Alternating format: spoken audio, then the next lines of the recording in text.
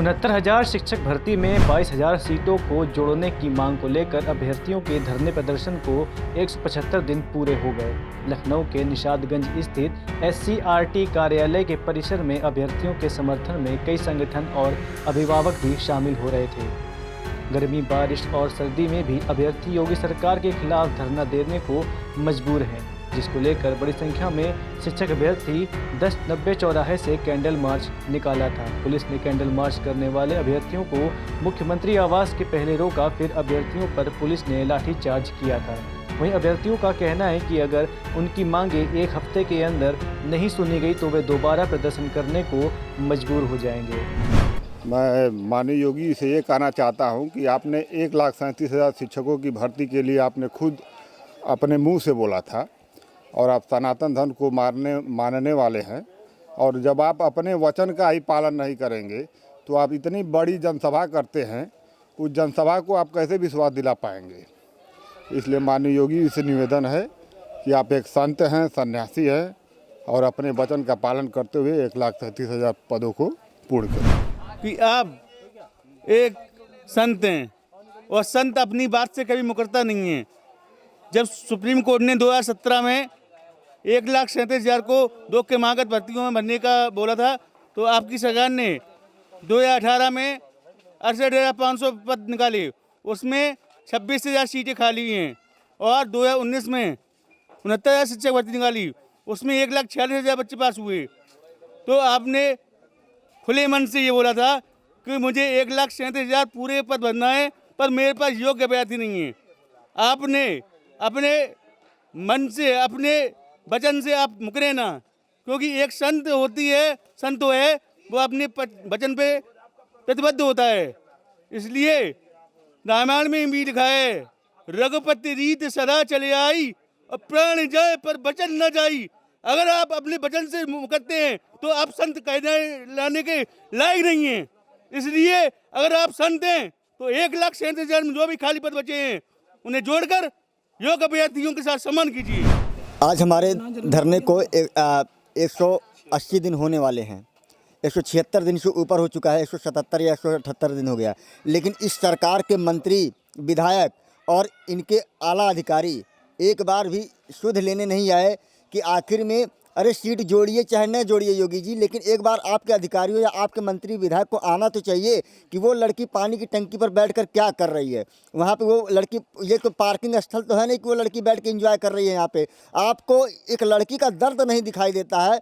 बेटी बचाओ बेटी पढ़ाओ का नारा देते हैं आप लोग। अरे आप लोग को बेटी बचाओ बेटी पढ़ाओ का नारा नहीं, बेटी बचाओ बेटी पढ़ाओ और बेटी पढ़ाने के बाद टंकी पर चढ़ाओ, ऐसा नारा देना चाहिए, तब आप लोग सुधरेंगे। आप लोग मुख्यमंत्री योगी आदित्यनाथ जी, सीधा आपसे कुछ सवाल है कि हमारी गलती क्या है।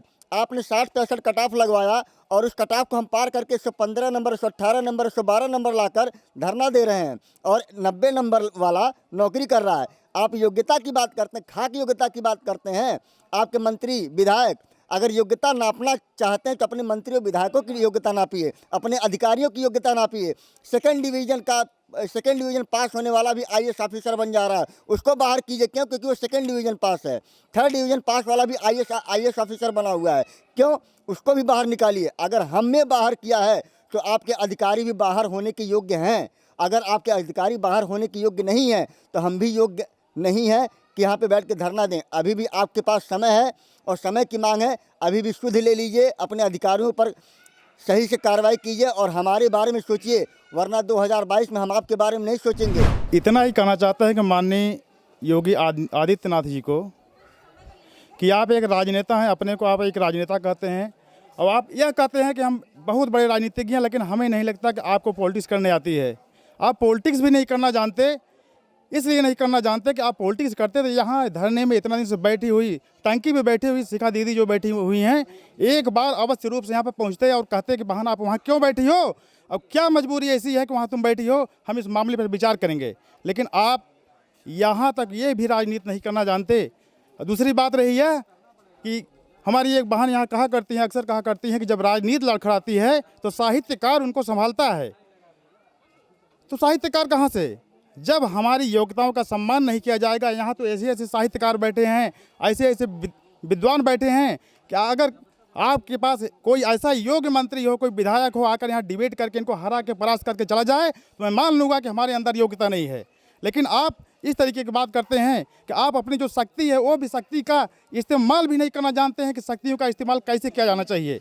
शक्तियों का इस्तेमाल होता है सृजन से, शक्तियों का इस्तेमाल होता है सर्जना से, लेकिन ना आपके पास सृजन है ना आपके पास सर्जना है, सिर्फ विध्वंसक राजनीति करते हैं, तोड़ते हैं। लेकिन मैं यही कहना चाहता हूं कि जो 1,37,000 का पद जो माननीय सुप्रीम कोर्ट के द्वारा आदेशित किया गया था, वह पदों को भरने के लिए 22,000 26,000 जो सीटें बची हुई हैं, हम योग्य अभ्यर्थी यहाँ पर इसीलिए बैठे हुए हैं कि आपसे बार बार आग्रह कर रहे हैं, निवेदन कर रहे हैं कि आप यहाँ पे आएँ, हम लोगों को देखें, हम लोगों की बातों को सुनें। लेकिन आपके मंत्री, हमारे शिक्षा मंत्री जो स्वयं, इनको अगर दूसरे शब्दों में कहा जाए कि स्वयं इन्होंने एक भ्रष्ट तरीके की राजनीति करना शुरू कर दी है कि टोल मटोल की राजनीति करते हैं, टोल मटोल की राजनीति करते हैं। वहाँ पहुँचने पर, उनसे बात करने पर ऐसे तरीके से घुमाएंगे, ऐसा लगता है कि हम लोग बेवकूफ़ हैं। अरे आप मंत्री बन गए तो हमारी बदौलत बने हो, हम लोगों के संघर्ष के बदौलत आप मंत्री बने हो, आपकी सरकार बनी है। लेकिन जब यही एक युवा एक दिन संगठित होगा, जिस दिन आप इस नकार दें कि हम इस सीटों को नहीं जोड़ पाएंगे, उसी दिन आप देख लीजिएगा आपका क्या हश्र होगा। बीजेपी सरकार को मैं भी आगाह करना चाहता हूं कि आने वाले दिनों में कुछ दिनों में यह आप इस पर एक निर्णय, सकारात्मक निर्णय लेकर के जितने भी भाई बंधु हमारे बैठे हैं, जितने भी जो धरने शिक्षा से जुड़े हुए हैं, चाहे वो आरक्षण के हों या हमारे 22,000 26,000 भाई बंधुओं को एससी के मैटर हों, सबको आप एक निर्णायक स्थिति में ला करके हम लोगों के साथ न्याय करिएगा। नहीं तो अंजाम क्या होगा यह आप जानते हैं। हम यही कहना चाहते हैं कि जो इतने दिनों का धैर्य है, उस धैर्य की परीक्षा आप न लीजिए, क्योंकि यह बहुत हो गया, पानी सर से ऊपर चला गया है। अब हम बर्दाश्त नहीं कर सकते। वो जो चंद दिन हैं आपके आचार संहिता का पहले का ही दिन, मैं आपसे कहना चाहता हूं कि पहले का ही दिन जो है, इसमें हम लोग साथ न्याय करिएगा। नहीं तो हम आपके साथ इतना बड़ा अन्याय कर देंगे ना कि फिर आप दोबारा सत्ता में आने को सोच नहीं सकते, भविष्य में कभी नहीं सोच सकते। इसे इतिहास बन जाएगा, एक पानी की टंकी का इतिहास। दूसरा, हम जो इतिहास लिखना चाहेंगे आपका, वो लिख देंगे। इसलिए आपसे हाथ जोड़ के निवेदन है, करबद्ध निवेदन है कि जो यहाँ पर युवा हैं, जो यहाँ पर भाई बंधु बैठे हैं, जो भी शिक्षा जगत से जुड़े मुद्दों से लड़ रहे हैं, उनके साथ हम न्याय करें। ब्यूरो रिपोर्ट, JMD खबर।